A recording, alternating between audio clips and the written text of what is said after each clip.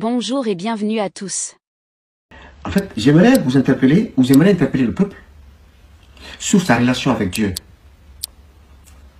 Chose qui est très, très importante à mes yeux.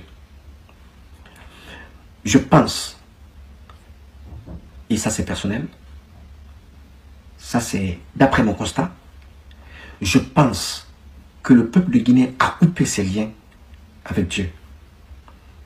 Ce n'est pas une bêtise que je raconte.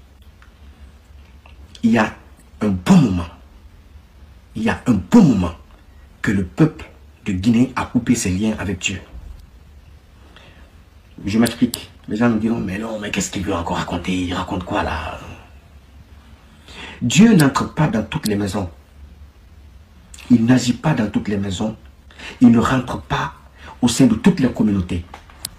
Il n'agit pas au sein de toutes les communautés. Il ne répond pas à l'appel de toutes les communautés, de n'importe quelle communauté, et il ne répond pas à l'appel de n'importe quel peuple. Je vais vous dire, vous voyez les peuples comme la Côte d'Ivoire, le peuple ivoirien, comme le peuple sénégalais. Lorsque l'Ivoirien touche à la boue, quand il prend la boue, il peut en faire de l'or. L'Ivoirien. Et je n'ai pas besoin de vous donner des exemples là-dessus. Vous en avez en pagaille. Parce que ça vous influence. Le peuple de Guinée, ça vous influence beaucoup. Ce qu'ils font là-bas. C'est-à-dire quand on supprime aujourd'hui l'Europe, je ne le dis pas pour manquer de respect à mon peuple a été un grand peuple. Parce qu'il ne faut pas confondre. Les époques, on reste très nostalgique de l'époque de la grandeur de la Guinée. L'Afrique même, ce n'est pas que les Guinéens qui restent nostalgiques à cela, c'est l'Afrique qui reste nostalgique à cette époque de la grandeur de la Guinée. La Guinée a colonisé l'Afrique, sur le plan culturel, sur le plan sportif, sur le plan... La Guinée a eu son temps de gloire, mais il ne l'a pas perpétué.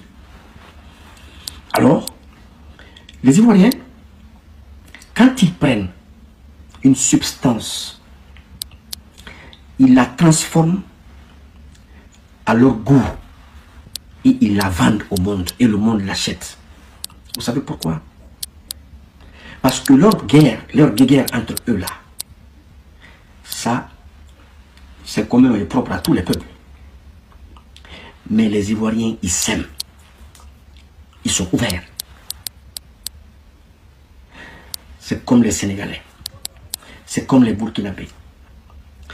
Tout peuple qui ne s'aime pas, tout peuple dont les fils ne s'aiment pas, Dieu ne rentre pas là-bas. Vos prières n'atteignent pas la fréquence qu'elles doivent atteindre pour que Dieu réponde ou qu'il entende vos prières, pour que Dieu les entende. Parce qu'il y a des fréquences. Il y a des fréquences. Quand vous mettez le cap sur ces fréquences, Dieu entend vos prières.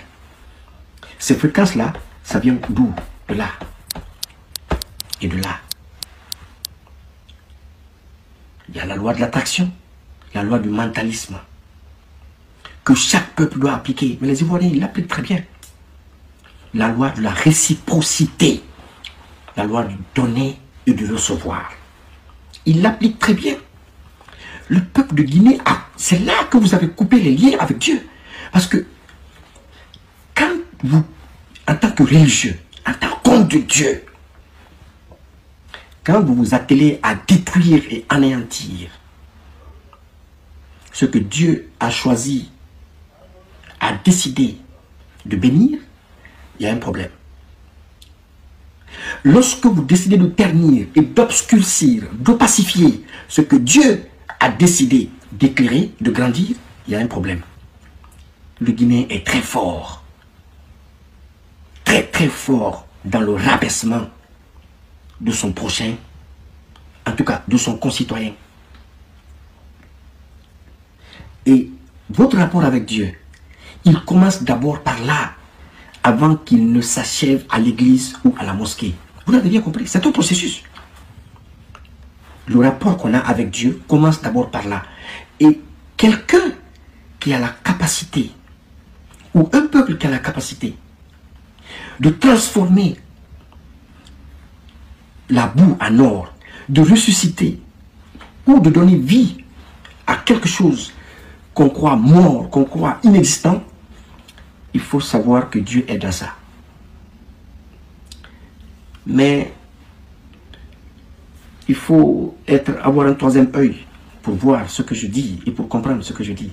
Ce n'est pas de n'importe qui de le comprendre. Il y a longtemps que le peuple de Guinée a coupé les liens avec Dieu. On ne peut pas être croyant et partisé avec ceux qui assassinent le peuple.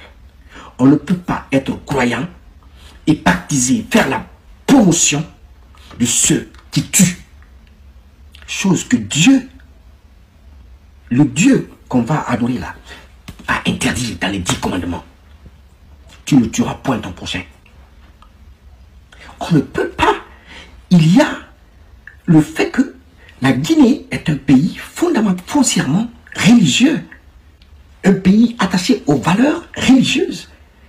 Et donc, quand vous établissez, vous construisez, vous bâtissez des liens très forts avec Dieu en tant que peuple ou en tant qu'être humain, en tant qu'individu, il y a des choses, si vous les faites, vous brisez le lien.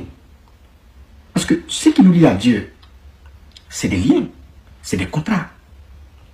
Et ces contrats sont basés sur un certain nombre de comportements, d'attitudes à observer.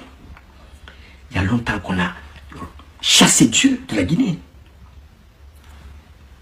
On s'en fout de se remémorer de nos morts, de nos résistants, de nos dirigeants, de ceux qui sont tombés pour nous, de ceux dont le sang a coulé pour nous, pour notre liberté. On s'en fout, c'est pas notre problème.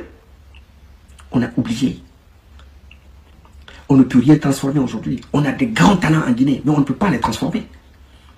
Parce qu'il n'y a pas Dieu dans ce que... il n'y a pas Dieu dedans. Il y a la haine dedans. Il y a la jalousie dedans. Il y a de l'aversion dedans. Dieu y est amour. Au commencement fut la parole. Et la parole, c'est la vibration. La vibration. Mais c'est à des fréquences. On n'a pas atteint. En fait, vous ne comprenez pas qu'avec tout le talent, ou tous les talents qu'on a en Guinée, on n'arrive pas à faire bouger les choses. Aucun artiste, aucun footballeur. Rien ne bouge. Ni politiquement, ni culturellement, ni sportivement. Mais rien ne bouge. À votre avis, qu'est-ce qui se passe? Parce qu'on a coupé le cordon spirituel que nos ancêtres, que nos dévanciers avaient établi avec Dieu. Il faut bien méditer là-dessus. Il y a longtemps qu'on a chassé Dieu dans ce pays-là. Ce peuple baptise ouvertement contre les principes de Dieu. L'amour du prochain, aime ton prochain comme toi-même.